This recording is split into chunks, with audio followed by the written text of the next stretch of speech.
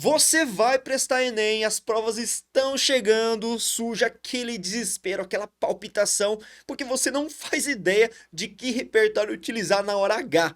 Então, se esse é o seu problema, se liga que na aula de hoje vou passar para vocês 6 repertórios coringa que todo mundo tem que saber. Se liga então nesse vídeo até o final.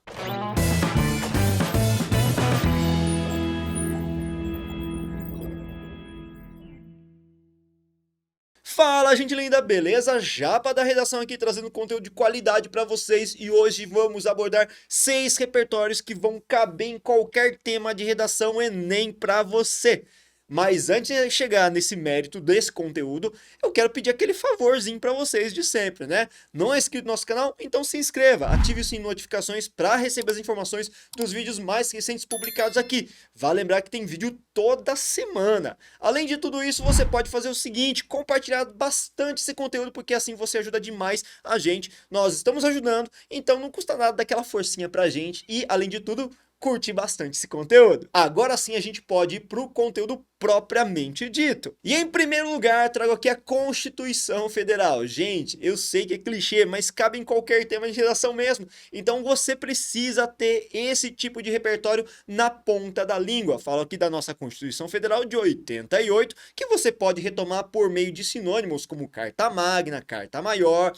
Veja que existem vários artifícios, inclusive de sinônimos, para você não ficar repetindo Constituição Federal. E eu particularmente gosto de utilizar a Constituição Federal na minha introdução. E ele cabe sempre como uma luva em qualquer tema de redação, tendo em vista a elaboração de uma introdução bem feita. Editor, sobe para mim, por favor, esse primeiro slide. Veja que nesse caso eu trouxe uma introdução modelo para vocês, hein? E nessa introdução modelo você vai ter pouquíssimo trabalho para preencher as lacunas. Veja comigo.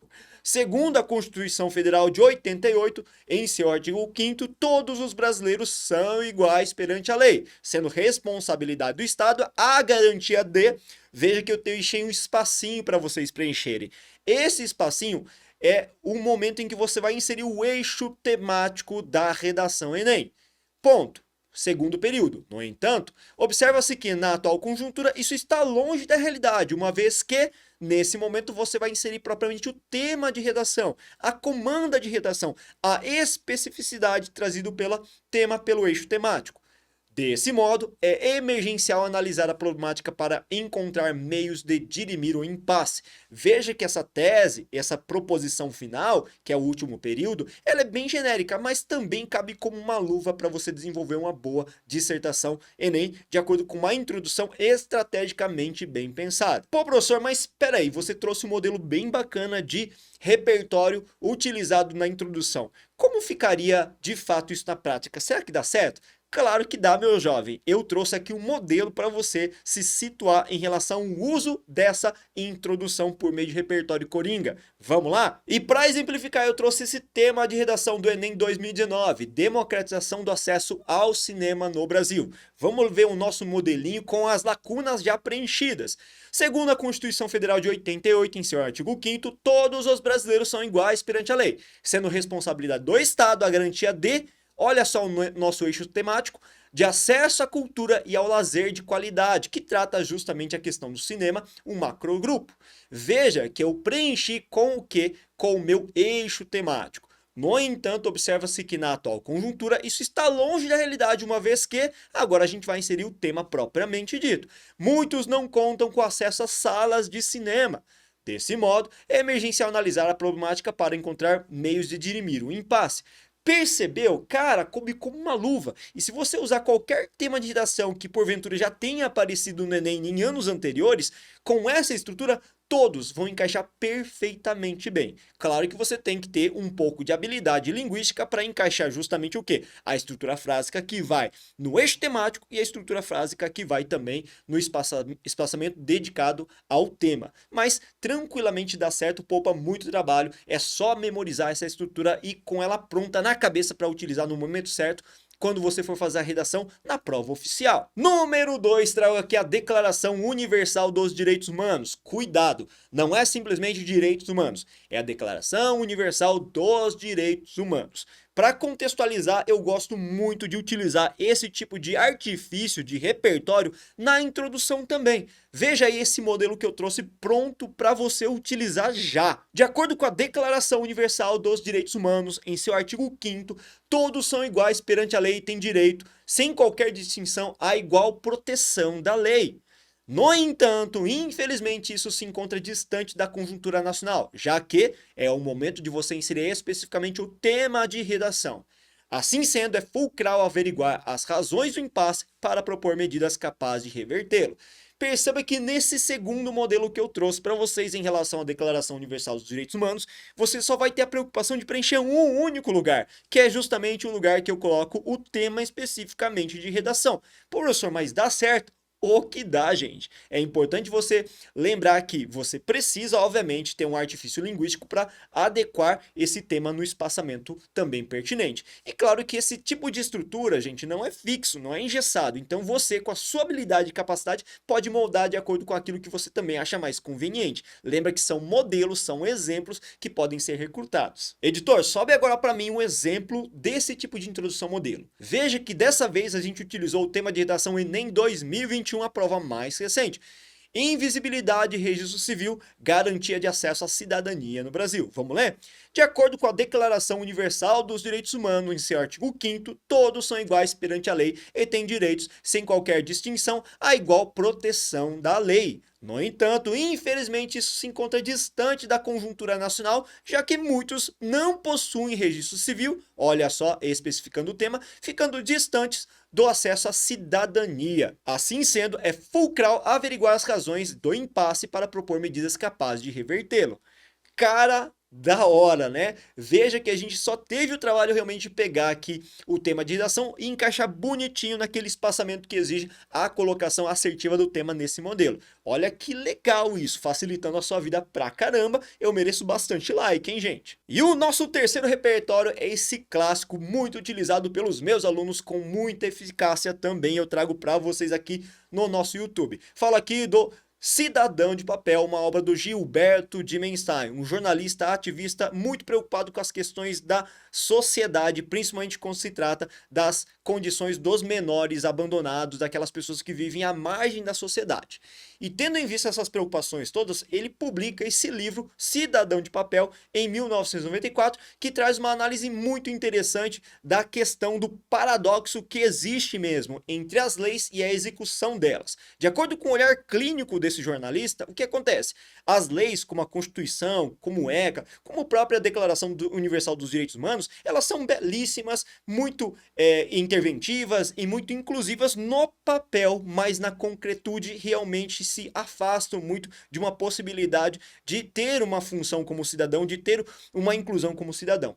Então, diante dessa polêmica toda que ele traz, ele faz uma crítica severa à nossa situação de execução de ações para melhorar a vida dessas pessoas mais pobres que estão excluídas e marginalizadas pelo Estado. E essa obra traz uma crítica que você pode utilizar em qualquer tema de redação. Porque fala, olha só, da dicotomia mesmo que existe entre a Constituição e as leis e a execução delas mesmo. Esse abismo que existe entre a teoria e a realidade. E essa distância toda pode abordar questões de problemas que estão no cerne do Estado, assim como no cerne da educação, no cerne da sociedade em geral. Diferentemente do que eu fiz nos dois primeiros repertórios Coringa, eu vou utilizar Cidadão de Papel no desenvolvimento. Vamos supor que a gente já tenha feito uma introdução bonitinha de acordo com esse tema: invisibilidade e registro civil, garantia de acesso à cidadania. E agora a gente vai começar o nosso segundo parágrafo, ou o nosso primeiro de desenvolvimento, em que a minha preocupação nesse caso vai ser abordar, para o problema da invisibilidade, a responsabilidade do Estado. Olha, o Estado é negligente e por isso mesmo muitas pessoas são invisíveis. Editor, sobe para mim esse exemplo desse parágrafo de desenvolvimento com o repertório Coringa Cidadão de Papel. Veja aí o que eu coloquei. De início, observa-se que a negligência estatal representa um grande entrave para a preservação dos direitos dos brasileiros. Perceba que negligência estatal é o elemento fundamental aí, porque é ele que vai nortear toda a produção deste parágrafo. Eu quero abordar nesse parágrafo especificamente as falhas, as lacunas estatais no que se refere a registro civil e a garantia de cidadania a todo brasileiro. Na sequência, a gente vai inserir o nosso repertório Coringa. Na obra O Cidadão de Papel, o renomado jornalista brasileiro Gilberto Dimenstein esclarece que, infelizmente, apesar de a Constituição do país assegurar direitos diversos, estes estão longe de uma concretização para a camada mais pobre. Veja então que é a constatação que é feita nessa obra, como a gente havia colocado anteriormente. Depois que você inseriu esse repertório, o que você tem que fazer no processo de construção do parágrafo argumentativo mesmo? Você vai analisar esse repertório associando à conjuntura atual do problema no Brasil, do problema listado, claro, no tema de redação. Vamos lá? Nesse sentido, é notável que o Estado, uma vez que não cumpre com seus deveres, não visibiliza o cidadão, principalmente ao não lhe propiciar o pleno acesso aos registros civis que asseguram a sua dignidade. Veja aí, estabelecendo a relação do repertório com o meu tema propriamente, né? Prova cabal disso é a enorme quantidade de invisíveis que não puderam obter auxílio emergencial no ápice da pandemia em 22, por não possuírem uma documentação que atestasse as suas existências. Cara, fantástico essa argumentação. Fantástico a inserção dos Dimenstein para provar mais do que nunca que, infelizmente, o Estado negligencia essa atenção à camada mais pobre, que fica invisível porque simplesmente não tem nem sequer direito a retirar um documento que lhes garanta a existência, a visibilidade. Olha só que grave isso. E o nosso quarto repertório aqui é essa jovem chamada de Malala Yousafzai. Vocês provavelmente conhecem essa jovem. Eu acho que eu pronunciei o nome certo, tá? Ela publicou uma obra das mais famosas, um best-seller que você precisa ler se você tiver um tempinho disponível, que é essa obra aqui, Eu Sou Malala. E pelo próprio título você já sabe que é uma obra autobiográfica que ela relata principalmente os incidentes que permearam o atentado terrorista que quase ceifou a sua vida em 2012, em que ela foi alvejada por 3 tiros no rosto, inclusive, e quase veio a óbito. Felizmente ela foi tratada, ela conseguiu superar esse desafio todo e o ataque todo foi justificado principalmente pela questão da intolerância religiosa em detrimento à jovem que almejava e pleiteava seus direitos de estudo. Quando ela levou esse tiro no Paquistão, havia um levante cada vez mais frequente da radicalização do Estado Islâmico, proibindo as jovens de estudarem, e ela queria ter esse direito garantido e assegurado, ainda mais porque o pai também incentivava bastante ela a estudar. E ela lutou bastante para se recuperar dessa tragédia na Inglaterra. Depois que finalmente ela se recuperou, ela teve convicção de que ela precisava sim lutar bastante, não só pelos direitos da mulher aos estudos, mas os direitos em geral da criança para a manutenção dos estudos, distante, por exemplo, do trabalho infantil, do trabalho escravo, do assédio sexual e de todas as situações conjunturais que inibiam qualquer pessoa a ter acesso à dignidade por meio da educação. E, inclusive, vale lembrar que ela é uma autoridade porque ela foi uma das mais jovens a conquistar o Prêmio Nobel da Paz. Então, olha a relevância dessa liderança jovem na nossa sociedade. Vocês perceberam, então, que a história dela vai ao encontro de diversas temáticas redacionais de superação, de intolerância religiosa, de direitos femininos, assim como a relevância da educação e, num dos célebres discursos que ela proferiu na ONU, ela falou da relevância, da necessidade da participação do Estado, dos líderes mundiais nessa luta, nessa batalha contra a intolerância. Então veja que ela convocou o Estado também para lutar por essa questão da dignidade coletivamente associada aos direitos da mulher, da criança. Ou seja, você pode utilizar a imaginação já e a criatividade e verificar que essa menina é relevante para qualquer situação de temática Enem também. Mas como a gente não consegue abordar tudo, eu trouxe esse tema de redação para inserir esta jovem nos repertórios para a argumentação. Veja, o tema de redação é estigmas associados às doenças mentais na sociedade brasileira. Tendo em vista supostamente que a gente já construiu a nossa introdução, que a gente vai para o nosso desenvolvimento 1, beleza? Em primeiro lugar, verifica-se que o Estado é o principal perpetuador da manutenção do preconceito a quem sofre com doenças mentais. Segundo a ativista paquistanesa e uma das mais jovens a obter um Nobel da Paz, Malala Yousafzai, os líderes políticos devem ter a grande responsabilidade de promoverem o bem-estar da nação para a preservação dos direitos humanos. Isso foi o que ela proferiu numa das conferências da ONU. Veja que eu estou estabelecendo o quê? A responsabilidade dos líderes, de acordo com a autoridade que é ela falando. No entanto, o que se constata na atual conjuntura brasileira tragicamente é o oposto disso, pois o governo, Apesar dos onerosos investimentos em saúde, não é eficiente para o investimento assertivo na promoção de tratamento a pessoas que sofrem de alguma patologia psíquica, de doença mental, obviamente. Dessa forma, é evidente que, se o poder público não assume essa função constitucional, a ausência de tratamentos gera uma maior falta de entendimento que potencializa a segregação. Perceba o que a gente fez? A gente usou esse repertório ligado à Conferência da ONU, a um discurso que ela fez, a um discurso notório, em que ela defende a ideia de que os poderes públicos devem ser responsáveis por dar maior dignidade em geral à população. E a gente usou justamente esse repertório da fala dela para associar justamente aqui a questão da negligência estatal quando se fala nas políticas públicas que não atendem a pessoas que sofrem com doenças mentais. Isso pode afetar mais ainda a estigmatização, preconceito contra elas. Nossa, eu percebi que eu falei bastante justamente, é um hábito que eu tenho. Você já reparou que cada professor fala de um jeito diferente e alguns professores costumam repetir bastante algumas palavras. O meu justamente, isto é também em alguns momentos. E o nosso quinto repertório tem uma relevância significativa para mim do ponto de vista afetivo. Fala aqui da fábula moderna Fernão Capelo Gaivota, escrito por Richard Bach. Pô, professor, mas por que tem uma relevância afetiva para vocês? Cara, eu ganhei esse livro na minha primeira namorada, que, nossa senhora, se ela estiver vendo esse vídeo, vai se lembrar também dessa obra. Foi trágico, porque na sequência em que ela me deu essa obra, a gente foi assistir a um filme, Titanic, eu lembro até hoje, e depois na saída do Titanic, nossa, odiei o filme por isso também, né? Ela me deu fora. Ai, que maravilha, adolescente é foda também. Que tristeza. Bom, mas enfim, eu guardo esse livro até hoje, tenho no coração porque eu adoro leitura e essa fábula moderna é incrível, gente. Basicamente conta a história do Fernão Capelo Gaivota, que vivia num bando de gaivotas no litoral e esse bando de gaivotas não era lá muito afeito a mudanças no grupo, não aceitava mudanças e para ele esse grupo voar se baseava, se pautava apenas na questão da sobrevivência. Enquanto Fernando Capelo Gaivota não concordava com nada disso. Para ele, voar tinha uma representação, uma simbologia muito maior. Ele significava alçar voos cada vez maiores, fazer acrobacias, e tudo isso dizia respeito não só à sobrevivência, mas à habilidade, ao conhecimento que nos faz elevar cada vez mais aos horizontes distintos, diferentes e que vão abrir cada vez mais também a nossa cabeça para outros conhecimentos. Veja, é uma fábula moderna, então tudo isso tem a ver com conhecimento. O voo cada vez mais altivo do Fernão Capelo Gaivota tem a ver com a busca ao conhecimento que nos ilumina. No entanto, quando esse bando todo constatou que ele era diferentão, o expulsou e o Fernão ficou sozinho, desamparado, mas buscando realizar os seus sonhos, ele foi cada vez mais distante até que encontrou duas outras gaivotas que funcionaram como uma espécie de professor para ele.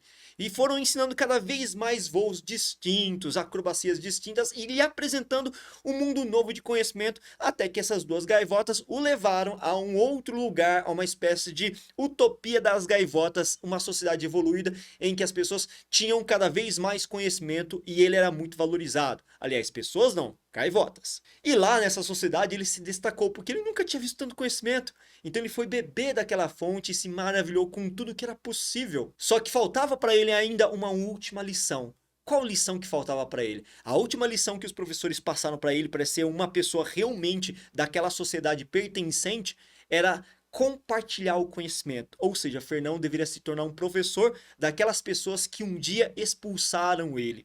Ele volta novamente para aquele bando, aquele primeiro bando, e começa a ensinar e vence resistências e ensina todos aquelas gaivotas que havia coisas maiores, melhores, que o conhecimento poderia levar as pessoas a um lugar muito mais amplo. Assim, nós temos o encerramento dessa obra que vale a leitura curtinha numa tarde e você consegue encerrá-la.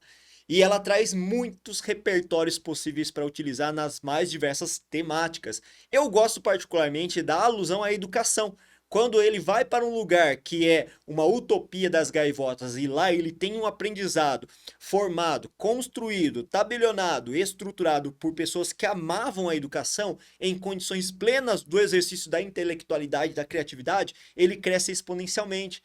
E a gente pode até estabelecer uma alusão com as nossas escolas, né? A escola é um lugar em que deveria haver todo esse processo de formação cidadã, abrindo a imaginação e a capacidade intelectiva para os alunos poderem viver o mundo externo, né, os desafios do mundo lá fora, mas infelizmente isso está longe de acontecer na atual conjuntura brasileira. Só que dessa vez eu trouxe Fernão Capelo Gaivota para você utilizar na introdução. Olha que da hora que fica, sobe para minha editora essa estrutura fixa. Na fábula Fernão Capelo Gaivota, escrito por Ricardo Bach, tem-se a história de uma ave que, em busca de seus sonhos, passa por diversas provações, desde a rejeição e descrença até a solidão e depressão.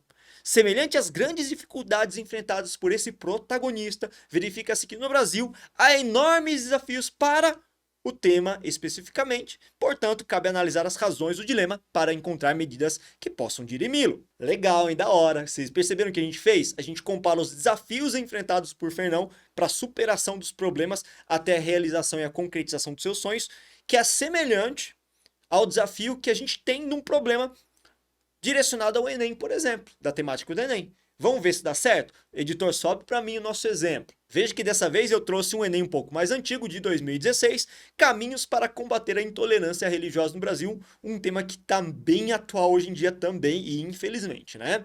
Na fábula Fernão Capelo Gaivota, escrito por Richard Bach, tem-se a história de uma ave que, em busca de seus sonhos, passa por diversas provações, desde a rejeição e descrença até a solidão e depressão. Semelhante às grandes dificuldades enfrentadas por esse protagonista, verifica-se que no Brasil há enormes desafios para combater a intolerância religiosa. Portanto, cabe analisar as razões do dilema para encontrar medidas que possam dirimi-lo. Você viu que coube como uma luva? Cara, fantástico. Vale você utilizar esse repertório para se dar muito bem no Enem na sua introdução. E chegamos finalmente ao nosso sexto repertório, e eu garanto que eu deixei aqui a nossa cereja do bolo, pelo menos pelo meu olhar, o meu favorito desses 6. Só que antes de entrar no mérito desse sexto repertório Coringa para você, quero fazer um convite. Você já conhece a nossa plataforma de correção de redação, a Corrige-me? Caso vocês não conheçam, você pode ter acesso a ela por meio do link que está na descrição desse vídeo.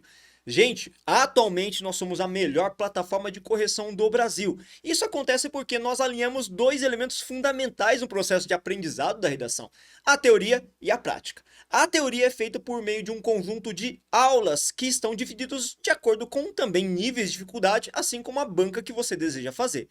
Por meio dessas aulas, você aprende as técnicas de redação, recursos argumentativos, e a partir desse conhecimento todo, você pode aplicar na prática.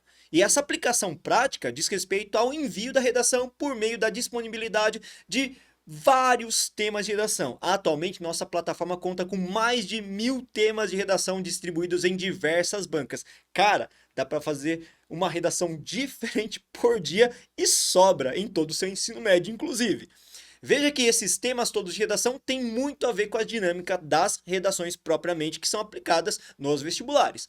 A partir desse recurso, você pode escrever uma redação por meio digitado, de acordo com a nossa plataforma, com as ferramentas que nós temos à disposição, ou você pode manuscrever numa folha de redação e tirar uma foto e enviar para a gente. Essa redação, uma vez enviada, cai na mão de corretores especializados naquela banca em específico. E eles vão fazer uma análise pormenorizada e dar um feedback para vocês. E esse feedback com certeza faz toda a diferença para que você possa observar os equívocos.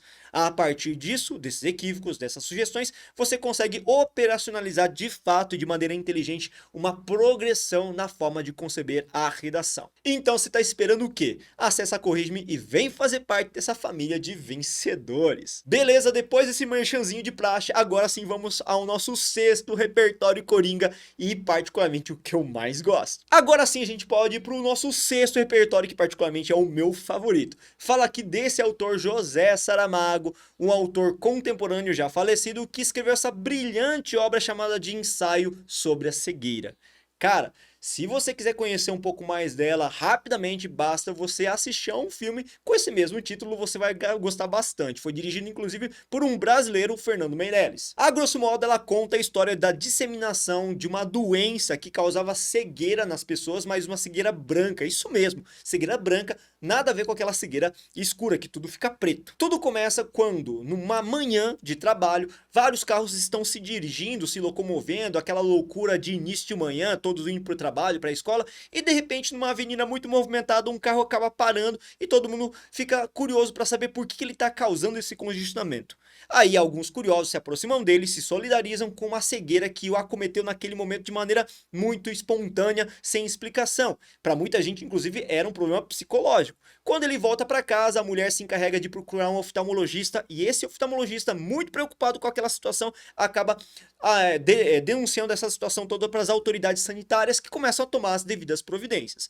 Uma das providências tomadas por esse tipo de órgão era isolar em quarentena aquela população que estava contaminada com aquela doença inexplicável. Veja que estabelece uma ponte bem interessante com o quê? Com a pandemia da Covid-19. Esse grupo isolado nesse sanatório era alimentado por outros guardas que guarneciam todo aquele aparato para evitar que houvesse fuga e, claro, para também trazer mais pessoas que apresentassem aquele sinal de doença, que era a cegueira branca, e enfiar essas pessoas no sanatório. Só que o problema é o seguinte, que aquela doença perdeu o controle.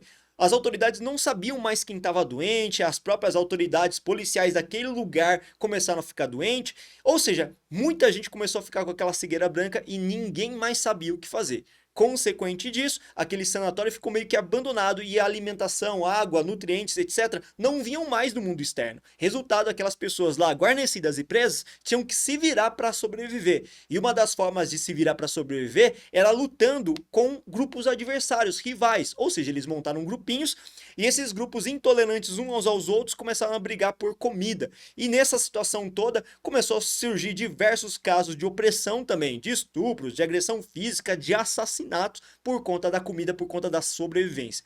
Veja que nesse momento o Saramago está dizendo o seguinte aqui, que o mundo cegado, sem percepção visual, sem leis, torna-se um mundo moldado pela animalidade, pela lei do mais forte. Veja que é uma característica, inclusive, da literatura naturalista, hein? Mas dentro desse grupo todo, havia uma mulher que enxergava que era a mulher do oftalmologista, daquele primeiro oftalmologista que atendeu aquele primeiro cego. E ela era a única que enxergava, só que ela não falava para ninguém, porque ela poderia ser utilizada como uma muleta por todos os outros. Então ela se recusava a contar a verdade e começou a guiar esse grupo que fazia parte do marido dela e mais algumas pessoas para fora desse lugar. E dessa forma eles acabam visualizando, aliás, ela acaba visualizando um mundo repleto de caos, de destruição, uma verdadeira distopia causada pela cegueira branca.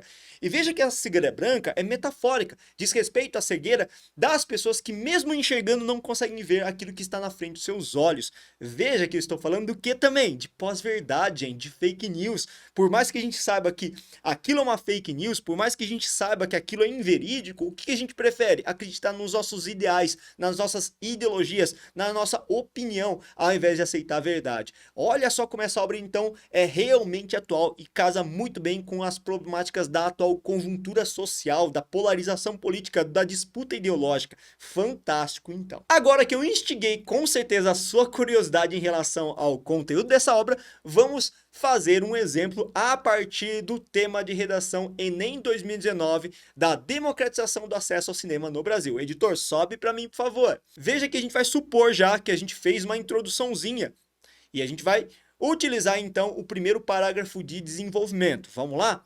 De início, é premente investigar a responsabilidade do Estado quanto a esse entrave, que é o entrave da democratização do acesso ao cinema no Brasil.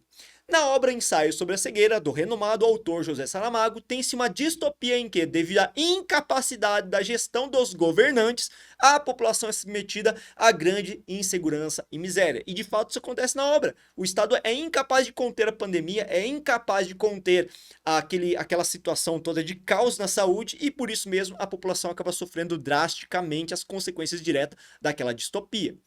Apesar de ficcional, isso é muito importante deixar claro, o enredo pode ser associado à inépcia do poder público em garantir os direitos dos cidadãos, já que muitos são afastados de fontes de entretenimento como o cinema e não gozam da possibilidade de acessá-lo. Portanto, é evidente que o próprio governo deve se responsabilizar pela manutenção do lazer a todos. Legal, né? Vocês gostaram desse repertório? Eu acho o máximo porque a gente fez o que nesse caso? Utilizou uma das questões que envolvem essa obra, que é a negligência estatal mesmo, a incapacidade de gestão diante de uma situação pandêmica ou problemática na sociedade, e quem paga o pato por tudo isso é sempre a população. A gente associou isso à culpabilização o quê? Da ineficácia do Estado em promover lazer de qualidade para dar cinema para a população. Olha que interessante essa relação então que a gente estabeleceu no processo de desenvolvimento. Galerinha do meu coração, espero que vocês tenham gostado, tido a paciência de esperar até o momento final, espero que eu tenha instigado vocês também a conhecer um pouquinho melhor sobre essas obras listadas aqui, que fazem parte, sim, de uma formação cidadã, então são obras obrigatórias para a gente refletir mais sobre as questões sociais. Valeu, gente linda, muito obrigado, bons estudos e até a próxima aula!